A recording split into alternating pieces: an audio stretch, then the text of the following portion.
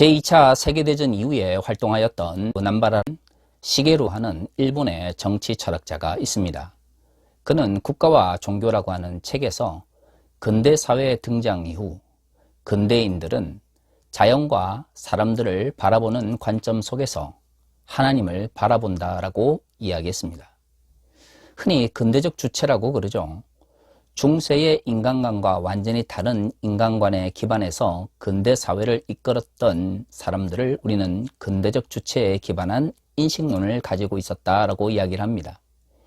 이러한 인식론의 가장 중요한 것은 내가 나 자신을 어떻게 생각하고 내가 타인을 그리고 자연을 어떻게 바라보느냐에 따라서 하나님을 바라보는 관점을 가진다는 것입니다. 그 말은 내가 다른 사람에 대해서 왜곡된 인식을 가지고 자연에 대해서 잘못된 이해를 가지고 있을 때 하나님에 대해서도 잘못되게 이해할 수 있다는 것을 의미합니다. 흔히 제2차 세계대전 이전에 20세기를 이끌었던 신학의 잘못을 하나님의 도구화라는 말로 표현합니다. 나의 목적을 위해서, 나의 이해관계로 인하여 나의 이익을 위해서 하나님을 마음대로 이용하는 것이죠. 다시 말해 내가 원하는 것을 얻기 위해서 하나님의 말씀을 이용하는 것이죠. 개신교에서 하나님의 도구화는 성경의 도구화로 나타납니다. 직접적으로 하나님을 만나고 이해한다고 하는 것이 쉽지 않은 시대를 살아가고 있습니다. 그렇기 때문에 우리는 하나님의 계시로서 성경을 이해하고 읽고 그 가운데서 하나님의 뜻을 찾으려고 하죠. 문제는 우리 자신이 잘못된 생각과 잘못된 이해 속에서 세상을 바라보게 될 경우 하나님에 대해서도 잘못된 인식을 가질 수밖에 없다라는 것입니다. 사람이 믿음을 가지고 있다 할지라도 나 자신을 바라보는 생각이 왜곡되어 있으면 하나님을 바라보는 생각도 왜곡될 수밖에 없습니다. 그래서 그리스도인들은 끊임없이 자신을 돌아보며 성찰하는 과정이 필요한 것이죠. 성경에서 흔히 메타노이아라고 말하는 회개라고 하는 것은 단순히 심리적 변화를 의미하는 것은 아닙니다. 물론 심리적 변화나 내적 변화가 반드시 필요하지만 그것은 우리의 삶 가운데서 표현되어야 하는 것입니다. 성경이 말하는 회개라고 하는 것은 나의 삶의 방향을 바꾸는 것이지 삶의 방향은 똑같이 나가고 있는데 그저 심리적으로 뭔가 변화가 일어났다라고 말하는 것이 아닙니다. 성경을 이해할 때도 이 회개의 과정은 반드시 필요합니다. 내가 내 자신에 대해서, 이웃에 대해서 올바르게 바라보고 있는지를 끊임없이 성찰할 때에 하나님에 대해서도 바르게 바라볼 수가 있는 것입니다. 성서를 이해할 때 이러한 과정은 대단히 중요합니다. 하지만 많은 이들이 나 자신의 이익을 위해서 성서를 왜곡해서 사용하는 경우가 많이 있습니다. 과거 은사주의가 한국교회를 지배할 때에 은사는 나의 신앙의 우월함을 나타내는 하나의 도구로 전락했습니다. 고린도 전서를 지배하는 교회 내 갈등의 문제도 결국에는 하나님께 주신 은사가 다른 사람들에게 나를 자랑하고 다른 사람을 믿음이란 이름으로 지배하는 방식으로 전락했기 때문에 나타나게 된 것이죠. 한국교회에서도 이와 유사한 방식으로 잘못된 은사에 대한 이해가 등장하였습니다. 그러다 보니 7, 80년대 은사주의가 활발하게 일어나다가 어느 순간부터 은사라고 하는 것이 한국교회에서 전혀 의미가 없는 것이 되어버린 것이죠. 나 자신을 성찰하지 못한 상태에서 하나님을 바라보고 내가 가지고 있는 왜곡된 인식을 통찰하지 못한 상태에서 하나님의 은사를 간구하는 가운데서 은사에 대한 하나님의 사역에 대한 잘못된 이해를 가지게 된 것입니다. 사실 2000년 전에나 지금이나 은사라고 하는 것은 하나님께서 하나님의 일을 하도록 하기 위해서 그리스도인들에게 주시는 겁니다. 일종의 선물인 것이죠. 그 선물이 필요한 것은 그것을 통해서 하나님의 영광을 드러낼 수 있기 때문입니다.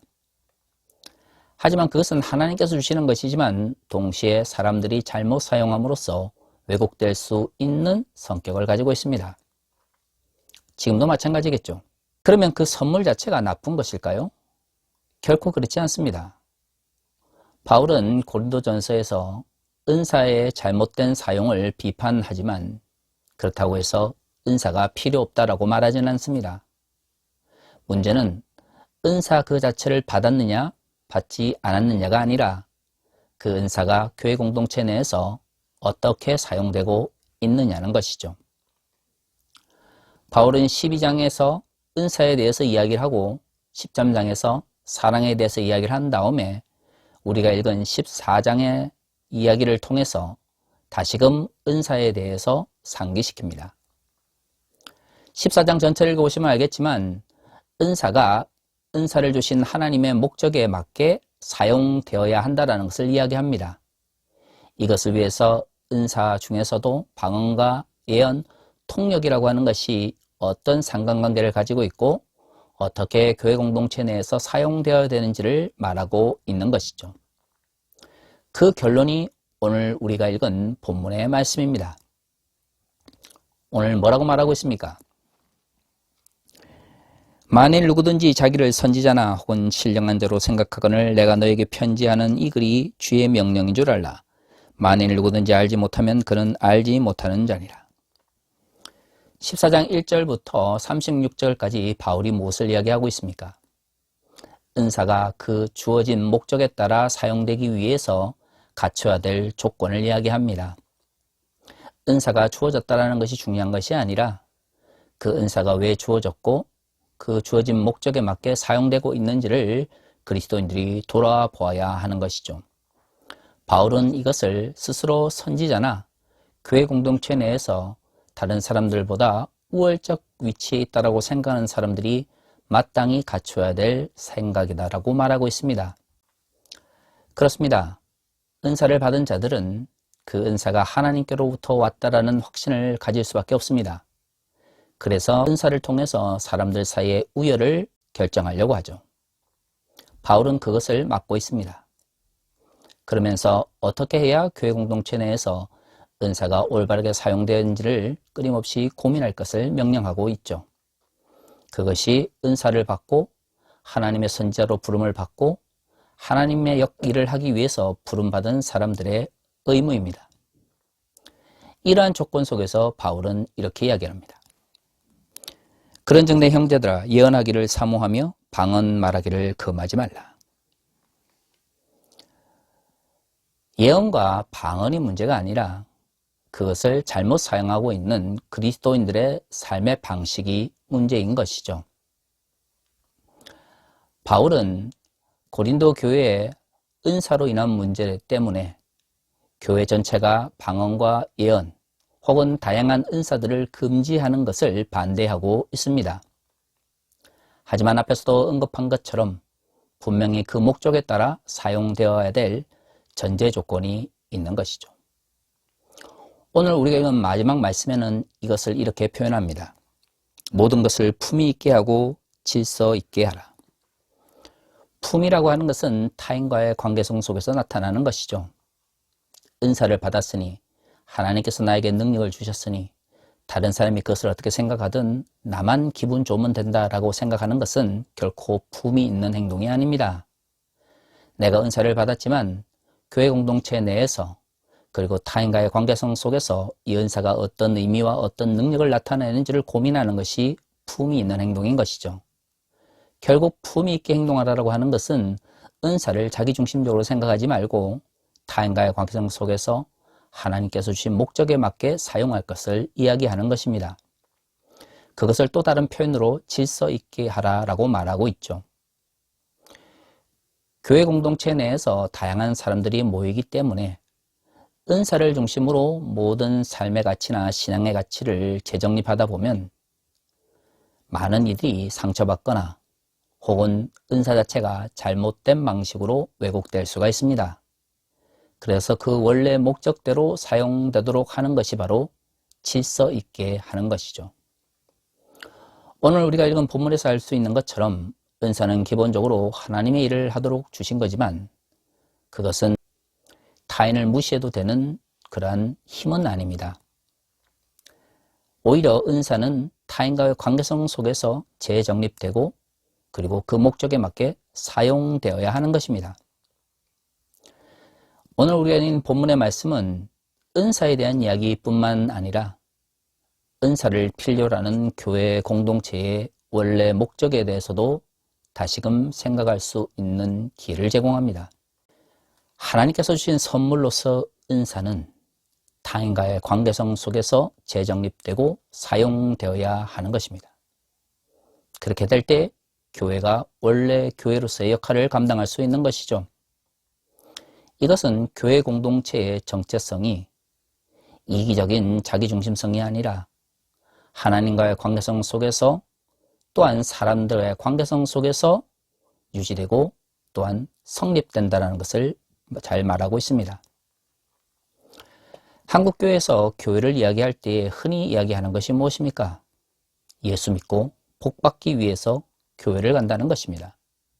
거기서 말하는 복은 어떤 의미를 가지고 있죠?